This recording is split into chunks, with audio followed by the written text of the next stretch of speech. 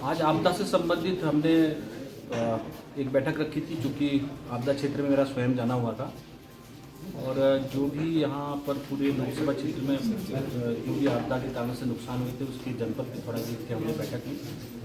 और पिछले आपदा के कारण एक महिला की मृत्यु हुई है, तो मैं उनके घर भी गया होता। सरकार के द्वारा उनको जो सहयोग राशि दी जाती है वो भी दी है और उस परिवार को भी व्यवस्थित करने का काम किया है। जितने अफेक्टिव परिवार हैं, लगभग 118 मकानों में कुछ मकान आंशिक हैं, कुछ जो है 13-14 मकान जो है पूर्ण ध्वस्त की जद में है, तो उनको भी ध्यान दिया है। कुछ जानवर हैं, बकरी है, गाय है, वो सारी चीज़ें इफेक्टिव है।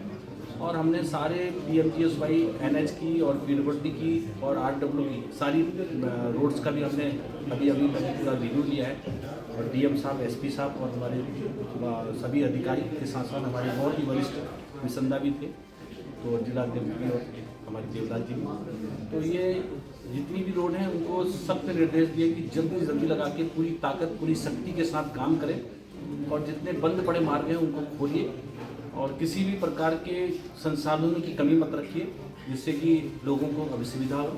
तो ये काम को तेज किया है। पानी की समस्या है, बिजली की जो समस्या है उसको भी समाधान करें। BSNL की भी जो नेटवर्क की दिक्कत आ रही है उसको भी समाधान करने के दिशा निर्देश दिए।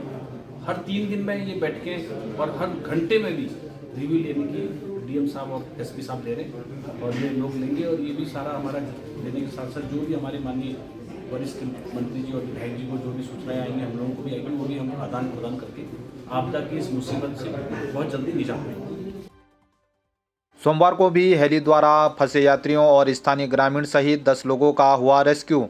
पिछले 6 दिनों से टनकपुर तवाघाट NH के चेतुलधार में सड़क बंद होने के कारण सोमवार को भी SDM मंजीत सिंह के नेतृत्व में हेली द्वारा उच्च हिमालयी क्षेत्र व्यास घाटी के ग्राम बुदी, दारमा घाटी के ग्राम चल, गरगुआ और नारायण आश्रम से 3 उड़ान में यात्री और स्थानीय फंसे लोगों को हेली द्वारा धारचूला लाया और गाँव में पहुँचाया गया। SDM मंजीत सिंह ने बताया कि हेली के द्वारा मुंबई के 2, तमिलनाडु के 1 और रानीखेत का 1 कुल 4 यात्री और 5 स्थानीय ग्रामीण सहित कुल 10 लोगों का हेली से रेस्क्यू किया गया है।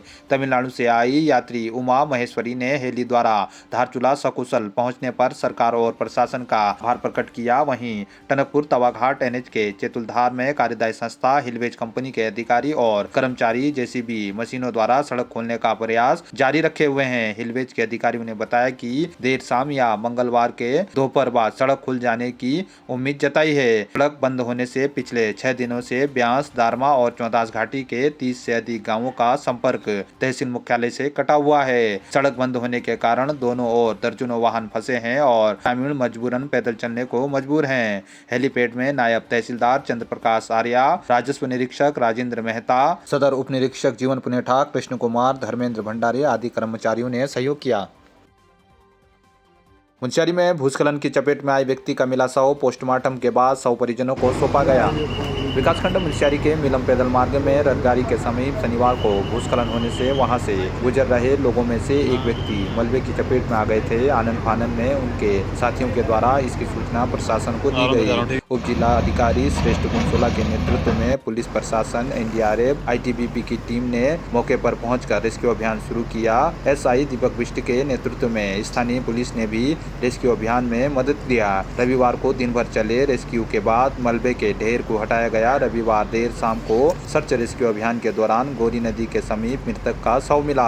मृतक की पहचान पिथौरागढ़ देवलथल निवासी चंद्रमोहन पांडे के तौर पर हुई, जो पिथौरागढ़ कलेक्ट्रेट में वरिष्ठ सहायक के पद पर तैनात थे। बताया जा रहा है कि मृतक चंद्रमोहन पांडे अपने कुछ साथियों के साथ नंदाष्टमी पर्व देखने मुंशियारी के मल्ला जोहार क्षेत्र में स्थित अरतोली गाँव गए थे। बीते शनिवार को वह वापस लौट रहे थे। इसी दौरान रथगाड़ी के समीप पहाड़ी से अचानक भूस्खलन हो गया, जिसकी चपेट में आने से चंद्रमोहन पांडे मलबे के ढेर में दब गए थे।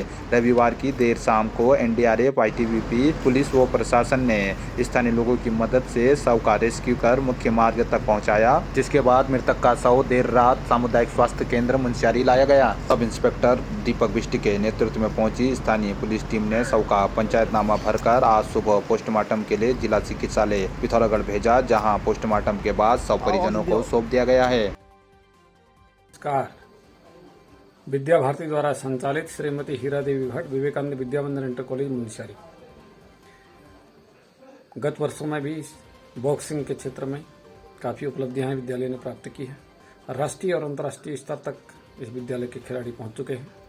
इस वर्ष क्षेत्र स्तरीय प्रतियोगिता मथुरा में आयोजित हुई, जहां 21 खिलाड़ियों ने प्रतिभाग किया, जिसमें से 9 खिलाड़ी स्वर्ण पदक प्राप्त करने में सफल हुए और उन्होंने अखिल भारतीय प्रतियोगिता, जो कि मध्य प्रदेश में खेली जानी है, उसके लिए स्थान पक्का कर लिया है। School games federation of India के द्वारा विद्या भारती खेल परिषद को मान्यता प्राप्त है, इसलिए इन खिलाड़ियों को बहुत अच्छा अवसर मिला है कि राष्ट्रीय स्तर पर भी स्वर्ण पदक प्राप्त कर सकते हैं।